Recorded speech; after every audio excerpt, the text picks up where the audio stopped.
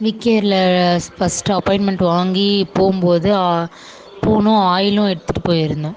எடுத்துகிட்டு போகும்போது அவங்க பார்த்துட்டு சொன்னாங்க, இது ஹெர்பல் தான். ஃபஸ்ட்டு வந்து எனக்கு டெஸ்ட் எடுத்தாங்க தலையில்.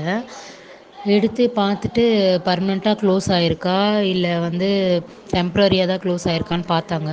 பட் எனக்கு வந்து டெம்ப்ரரியாக தான் க்ளோஸ் ஆகிருந்தது. கொஞ்ச நாள் விட்டிருந்தா பர்மனெண்ட்டாக க்ளோஸ் ஆகிட்டு இருந்திருக்கும். அப்புறம் எவ்வளோ ட்ரீட்மெண்ட் பார்த்துருந்தாலும் உங்களுக்கு வளர்ந்துருக்காது அப்படின்னாங்க.